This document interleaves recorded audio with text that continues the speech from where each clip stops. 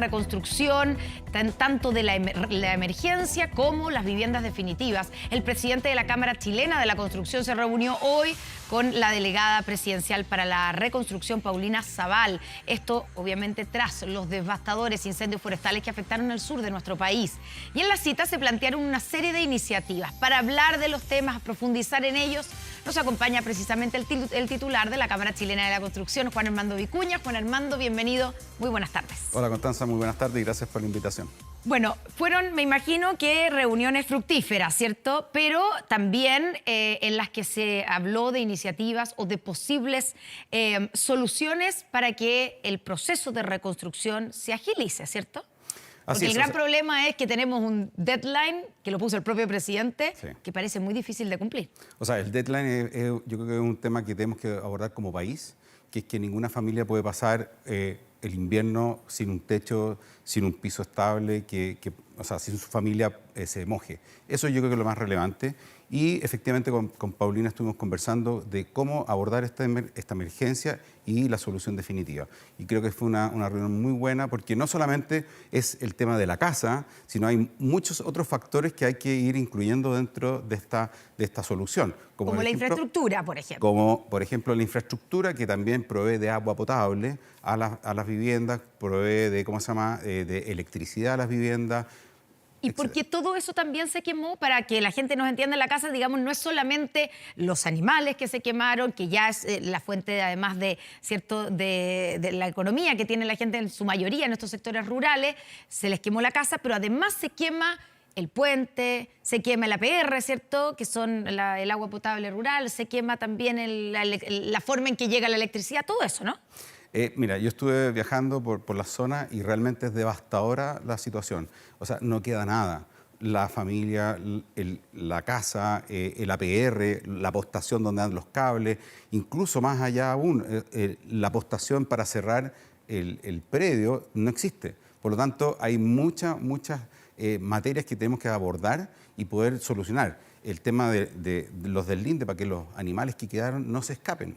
Son temas tan pequeños como eso que en el fondo hay que meter dentro de esta ecuación y ordenarlos para que en el fondo la solución sea bien hecha. ¿Y cuáles son los principales problemas, o pongámoslo así, desafíos que hay que solucionar para que esto funcione? Para que funcione, y porque es un engranaje también, porque así como tú dices, no solamente se quemó la casa, pero la infraestructura está a cargo de un ministerio distinto que la vivienda y así. O sea, esto es... está el gobierno regional metido, están los ministros que están de enlace, está la delegada presidencial. Es una combinación que tiene que además funcionar y ser coordinada. Así es. Ya, ¿cuáles son los principales problemas que están enfrentando hoy día para que eso funcione? A ver, yo creo que la coordinación que está llevando Paulina Zabal está muy bien hecha. Lo estuvimos conversando porque hay que alinear Ministerio de Obras Públicas, Ministerio de Energía, Ministerio de Vivienda, Ministerio de Desarrollo Social y ponerlos a todos a trabajar en conjunto, además con las regiones, que en el fondo también tienen su particularidad cada una de las regiones. Pero creo que hoy día está fluyendo esa información y además tenemos que incluir dentro de esta conversación a las alcaldías, que son los que tienen el contacto directo con las personas afectadas. Entonces, ese engranaje es el que tenemos que hacer funcionar hoy día de forma adecuada para que no pase lo que ha pasado en ciertas localidades muy puntuales en donde llega la vivienda de emergencia, pero el terreno no está limpio, por lo tanto deja la vivienda de emergencia ahí y en el fondo no se construye. Ya. Entonces, ese tipo de coordinación... Llega la vivienda de emergencia y no hay terreno. O sea, no está claro dónde hay que instalarla, ¿o no? Claro, o sea, hay terreno... ¿Eso ha pasado? Sí, también. Hay terreno, pero no está limpio, porque hay que limpiar el terreno para que quede en buenas condiciones la casa, hay que emparejarlo, y eso, en el fondo, también está a cargo la alcaldía de solucionar ese problema. Ya, o sea, esa responsabilidad es de la alcaldía. Claro. Entonces, eso se tiene que coordinar con la llegada de la casa. Así es. Ya, y eso a veces no está funcionando. Eso a veces no está funcionando, hemos visto ciertas cosas que no están funcionando, ciertas situaciones, pero efectivamente ahí es donde nosotros como Cámara Chilena de la Construcción y como otros organismos estamos apoyando al gobierno, porque esto es una tarea de todos, o sea, esto de verdad hay que sacar a la gente de la pobreza, porque realmente el quedarse sin nada, porque es tan brutal como una señora me decía, me quedé sin recuerdos de mis niños, o sea, se me quemaron las fotos, se me quemó todo lo que tenía de mi familia. Entonces, realmente hay un tema no solamente físico, sino también un tema emocional brutal. Sí. Y eso es lo que tenemos que también solucionar. Hemos estado como Cámara haciendo operativos de salud mental también, atendiendo. Hemos establecido un fono de atención para que justamente esas personas puedan llamar y hablar con alguien, para que puedan no solucionar problemas, pero solamente para que alguien los escuche y que pueda tener una contención. Eso yo creo que es muy, muy relevante para poder atacar. ¿Hay algún problema o dificultad con el tema de los permisos? Que eso se demora, que siempre hay una queja de que la burocracia, digamos, es lenta por esencia, Sí. y que lo que se llama la permisología, ¿cierto? Así es. ¿Eso es un problema o está siendo un problema hoy día? A ver, afortunadamente los decretos de emergencia permiten que ciertas cosas, ciertas trabas o ciertas permisologías se puedan ir superando de forma más rápida. Es aquí donde efectivamente las municipalidades tienen que poner también de su parte, las direcciones de obra, para agilizar estos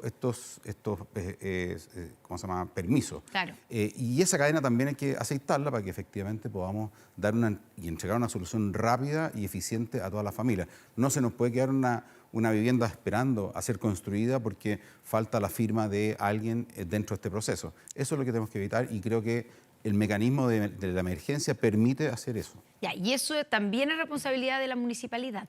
No, eso es de la dirección de obra que depende del ministerio. Ya. Entonces, creo que efectivamente, por eso hay muchas variables que están en juego, pero creo que estamos enfocando bien el tema y asignando la responsabilidad donde corresponde. La semana pasada el ministro de la Vivienda, dentro de las varias cosas que dijo, pero me voy a concentrar en el tema de la falta o de los problemas de los proveedores de la construcción, falta de materiales, y que eso estaría complicando el proceso de reconstrucción o que se hiciera más rápido. Ustedes, como Cámara Chilena de la Construcción, ¿tienen capacidad para construir todas las viviendas que se necesitan, que son 2.000 o un poquito más, o no? Sí, un poco más de 2.000, sí. Sí. En rural y en Sí. vivienda de urbana. Sí, definitivamente tenemos la capacidad. La Cámara Chilena de Construcción tiene 3.000 socios a lo largo de Chile, de Arica a Punta Arenas. Estamos todos trabajando justamente, no solamente las personas que están con el problema puntual en la región, sino también estamos trayendo soluciones de otro lugar. Y los materiales, efectivamente, no ha habido quiebres de stock, tal vez puntualmente en algunos lugares, pero muy pequeñitos, porque hoy día lo que hay en el mercado es stock de materiales, por lo tanto no tenemos ese problema. ¿Y a qué se refería entonces el ministro de la Vivienda? No lo sé, tal vez puntualmente en algún lugar se puede haber producido algún quiebre de stock, pero en general las grandes cadenas y las ferreterías locales están con stock. Ya, porque yéndonos hace unos meses atrás, ¿cierto? El año pasado, efectivamente se hablaba de falta de materiales para la construcción y por eso estaba además tan cara la construcción y todo eso. Eso ya pasó. Porque eso tenía consecuencias, o sea, tenía que ver más bien, digamos, con el escenario de guerra, de alza de todos los costos de transporte, digamos, del combustible y eso. Sí, Eso ya pasó, efectivamente superado. ocurrió. Ya. Pero los proveedores rápidamente empezaron a hacer pedidos y hoy día está bastante regularizado el mercado de los materiales. Por lo tanto, no veo ningún problema ahí. Puede tal vez haber hablado del tema de proveer casas de emergencia, ¿Ya? pero ya se está hablando y hablamos con la Cernapred, que en el fondo ya ellos tienen la totalidad de las casas que se necesitan para reponer la vivienda de emergencia. Claro, porque hagamos esa diferencia, ¿cierto? De hecho, hay dos ministerios distintos. El Ministerio del Interior se encarga de las viviendas de emergencia y el Ministerio de la Vivienda de las definitivas. Las de emergencia están garantizadas, sí. La cantidad, están listas. Esas están listas. Por lo que tengo entendido, lo que falta ahí es el montaje. Hay que coordinar el montaje de esas viviendas porque en el fondo a ti te entregan unas cerchas, sí, con ¿cómo se llama? Unos muros y soluciones sanitarias. Sí. Eso hay que armarlo y eso es lo que efectivamente va a ser un poco más lento porque hay que traer cuadrillas para justamente poder abordar ese problema. Entonces, ¿quién se hace cargo de las cuadrillas? Hay que contratarlas una a una, hay que hacer tratos directos y eso efectivamente es un poco más lento para poder gestionar. Entonces, también nosotros estamos proveyendo de información al Ministerio del Interior para de empresas pequeñas que se dediquen a este tipo ¿cómo se llama? De soluciones para así poder entregarle una solución definitiva y abordar el gran problema que tenemos. ¿Qué diferencia tiene la casa de emergencia con la vivienda definitiva en términos de calidad, de metros cuadrados? Sí. La vivienda de emergencia hoy día no es como la vivienda de hace un par de años. Hoy día la vivienda de emergencia está mucho mejor. No es como lo que uno se acordaba como la media agua tradicional. No, o sea, hoy día la vivienda de emergencia tiene una calidad infinitamente mayor. Hoy día tiene aislación la vivienda, tiene piso de buena calidad, tiene baño, que tampoco se traía con una solución de baño. Por lo tanto, hoy día la vivienda de emergencia tiene una calidad muchísimo mayor a lo que habitualmente se acostumbraba a ver, que era la media agua. Con respecto a la vivienda definitiva, se tiene ciertas diferencias también, pero la vivienda definitiva ya tiene otras prestaciones mucho más amplias, como la cantidad de dormitorios, aislaciones de mejor calidad, techos mejor desarrollados. Por lo tanto, esa mejora ha ido, a través del tiempo, ha ido mejorando mucho, valga la redundancia, pero ha ido mejorando mucho. ¿Y esas soluciones de emergencia debieran convertirse todas en algún momento en soluciones definitivas, ser reemplazadas por vivienda definitiva o reemplazadas o adaptadas? No sé si existe esa figura. Y te lo pregunto porque todos nos acordamos, sobre todo hoy día, 27 de febrero, estamos a 13 años desde el terremoto de 2010 con el tsunami posterior, donde mucha gente quedó sin casa, sobre todo por el tsunami, además de 500 personas más o menos muertas. Y todos nos acordamos de, sobre todo, el colegio en Juan Fernández, que tuvo una generación completa, o sea, 12 años. Recién ahora están reemplazando esos containers por digamos, en ese caso es un colegio, una escuela definitiva. Sí. ¿Puede pasar eso acá también? ¿O en el plan podemos garantizarle a la gente que en algún plazo relativamente corto va a tener una vivienda definitiva?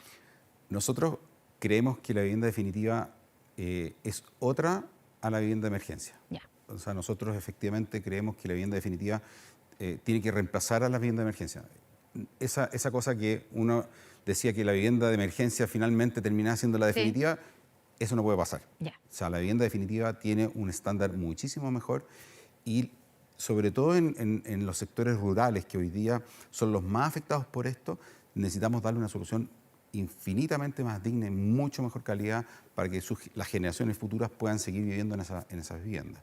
Creo que hoy día es una fecha tan emblemática como el 27F, tenemos que preocuparnos de que esas soluciones sean para siempre, no como nos ocurrió que de repente tuvimos que demoler muchas viviendas para reemplazarlas por nuevas. Y nos pasó eso en el 27F, no puede ocurrir de nuevo. Ya, y hay gente que va a tener, o sea, es posible que haya gente que tenga inmediatamente su vivienda definitiva o, digamos, no es tan rápido el proceso y necesariamente tienen que pasar por una vivienda de emergencia. A ver, yo creo que el proceso no es tan rápido, Ya. se va a demorar un poco más, pero estamos viendo soluciones en las cuales existen viviendas disponibles que venían por los decretos normales que da el Ministerio, como el DC-19 o el DC-49, que se pueden utilizar para poner esas familias que hoy día no tienen vivienda, ponerlas en esas familias, en esas viviendas, en sectores urbanos, por mientras se reconstruye su casa, tener en un techo unas condiciones buenas y después se trasladan nuevamente a su vivienda definitiva en su área rural donde ellos vivían habitualmente. Ya, y ahí la siguiente derivada también de este tema que tiene varios factores, ¿cierto? Es la reconstrucción, la vivienda definitiva, ¿va a ser en el mismo lugar donde la gente vivía? Porque estamos hablando en su mayoría, al menos no todos, pero en su mayoría gente que vive de su tierra, que tiene animales en esa tierra o que tiene plantaciones en esa tierra. Por lo tanto, no es llegar y llevarlo y trasladarlo a una ciudad cercana. Así no es así nomás. No es así nomás y sobre todo que también la vivienda no es igual para todos. En sectores rurales, en sectores donde está mapuches, en el fondo para ellos es muy importante el contacto con la tierra. Claro. Por lo tanto, para ellos el que se le ponga un piso a la vivienda para ellos es malo, Yeah. porque pierden el contacto con la tierra. Por lo tanto, las soluciones también vamos a tratar de que sean adecuadas para cada una de las familias en su cosmovisión en la cual ellos participan. Entonces, también tenemos que preocuparnos de no solamente proveerle una vivienda repetitiva para todos, sino también preocuparnos de que esa vivienda interprete lo que necesita esa familia. Es distinto una familia con 8 hijos Claro. a una familia con 2 hijos. Eso tenemos que también tratarlo y manejarlo. Eso es lo que también estamos preocupados con Paulina Zabal. Ella lo ha tomado y por eso ella se ha dado el tiempo de recorrer cada localidad en un trabajo bien impresionante.